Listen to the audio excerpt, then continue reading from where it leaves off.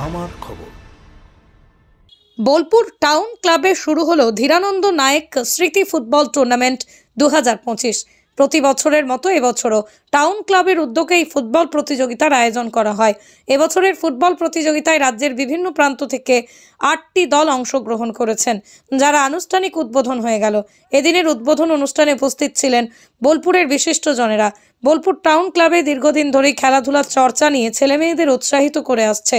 কেবল প্রতিযোগিতায় নয়, ছেলেমেয়েদের মাঠমুখী করার জন্য এবং খেলার প্রতি আগ্রহ বাড়ানোর জন্য কখনো ফুটবল, কখনো বাস্কেট, কখনো ভলিবল প্রতিযোগিতার আয়োজন করেছে ক্লাব কর্তৃপক্ষ। আগামী দিনেও ছেলেমেয়েরা যাতে মাঠমুখী হয় তার জন্যই আহ্বান জানিয়েছেন সকলকে।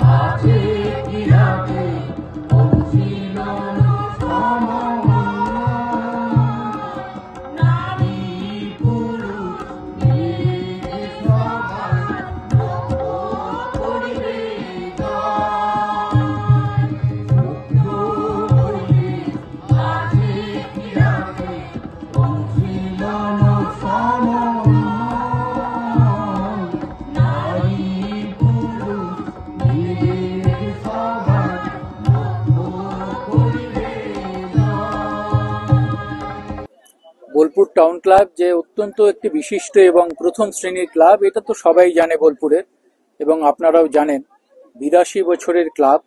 দীর্ঘদিন ধরেই ফুটবল প্রতিযোগিতা হচ্ছে, তাছাড়াও ভলি প্রতিযোগিতা এবং অন্যান্য প্রতিযোগিতাও হয়ে থাকে। বিশেষ করে বাস্কেটবল প্রতিযোগিতাও এই ক্লাবে হয়েছে। এখনকার ফুটবল প্রতিযোগিতাটির কথা বলি, এখানে 8টি দল খেলছে এবং 19 তারিখে কিন্তু ফাইনাল হবে। যে দলগুলি খেলছে সেগুলো অত্যন্ত প্রতিভাবান ছেলেদের নিয়ে তৈরি এই দল হয়েছে। এইখানে কথা বলতে গিয়ে একটি কথা আমার সকলের হয়ে মনে পড়ছে, যে এই ফুটবল টুর্নামেন্টের যার অন্তর থেকে আবেগ ছিল এবং ইচ্ছে ছিল, ভীষণভাবে প্রয়াস ছিল, সেই উদয় শঙ্কর মণ্ডল কিছুদিন আগেই অক্টোবর মাসে হঠাৎই একদিন পিছলে পড়ে গিয়ে প্রয়াত হন। সেই যন্ত্রণা আমাদের মধ্যে রয়েছে, কিন্তু তার ইচ্ছের প্রকাশ এবং প্রয়াসের যে উত্তরণ, সেটা দেখার জন্য আমরা ফুটবল টুর্নামেন্ট করছি। এটা আশা করি খুব ভালো হবে, প্রচুর মানুষের সমাবেশ হবে এবং বোলপুর টাউন ক্লাব তার নিজস্ব যে অধিষ্ঠান সেটাকে বিরাজমান রাখতে পারবে। আমন্ত্রণ বলতে আমরা সবই নিমন্ত্রিত টিম নিয়েছি।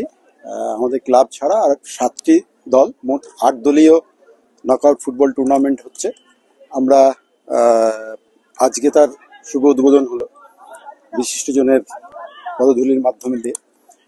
আর আমরা 8টা যে দলগুলোকে রেখেছি, আমি একটু বলি কোন কোন দল আসছে এখানে। আজকের যে খেলাটি হচ্ছে সেটা হচ্ছে উত্তরপাড়া নেতাজি ব্রিগেড বনাম ঐক্য সম্মেলনী। আগামীকাল যেটি হবে উত্তরপাড়া ফুটবল একাডেমি বনাম বোলপুর টাউন ক্লাব। 12 তারিখ হবে কৃষ্টিচক্র হুগলি বনাম হাওড়া ইউনিয়ন, এবং 13 তারিখ হবে কলকাতা পুলিশ বনাম বর্ধমান বিশ্ববিদ্যালয়। এই খেলাগুলোর পর 14 তারিখ যেহেতু আমাদের ফেস্টিভ দিন, খেলা বন্ধ রাখা হয়েছে। আমরা 15 তারিখ প্রথম সেমিফাইনাল রেখেছি, যেটি হবে গ্রুপ এ বনাম গ্রুপ বির বিজয়ীর মধ্যে, এবং দ্বিতীয় সেমিফাইনাল রেখেছি আমরা 16 তারিখ গ্রুপ সি বনাম গ্রুপ ডির বিজয়ীর মধ্যে, এবং 19 তারিখ সম্ভবত আমাদের ডেট ঠিক হয়ে আছে। যদি এর মধ্যে কোনো রকম কোনো পরিস্থিতির সৃষ্টি হয় তাহলে তখন তো পরিবর্তন করতেই হয়। সেই পরিপ্রেক্ষিতে 19 তারিখ আমাদের ফাইনাল খেলা হবে। এবং এবছরে আমাদের মেন মোটো হচ্ছে যে মোবাইল ছেড়ে মাঠে আসুন, যুব সম্প্রদায় মাঠে আসুন, যুবক যুবতীরা মাঠে আসুন। তাহলে কি হবে, যুবকদের মধ্যে যে প্রতিযোগিতা করা ভুলে যাচ্ছি আমরা। একমাত্র আমরা দীর্ঘদিন খেলার মাঠে ছিলাম, এবং খেলার মাঠে থাকার ফলে আমাদের অনুভূতি কি হয়েছে যে খেলার মাঠই পারে যে কোনো পরিস্থিতিকে নিজেকে মানিয়ে নিতে। যেমন এখানে হারা জেতা দুটোকেই সমানভাবে আমরা এনজয় করি, কিন্তু বর্তমানে আমরা দেখতে পাচ্ছি হারাটাকে কেউ মেনে নিতে পারছে না। এটা সত্যি করে আমাদের এখন এই বয়সে এসে খুব খারাপ লাগে। তো আমরা এই জন্যই মেন মোটো এই বছর যে মোবাইল ছেড়ে মাঠে আসুন। বাসন্তী দেবী গাঙ্গুলি ফাউন্ডেশনের বৃদ্ধাবাস সেবা করাটাই মূল উদ্দেশ্য আমাদের। তাই অশীতিপর বৃদ্ধাদের পরম যত্নে আগলে রাখছি আমরা। ঠিকানা Kalikapur colony, ward number 22, Bolpur. সাক্ষাৎ ও পরিদর্শনের সময় সকাল 10টা থেকে দুপুর 1টা পর্যন্ত। বিস্তারিত জানতে 7063472820 এই নম্বরে যোগাযোগ করুন।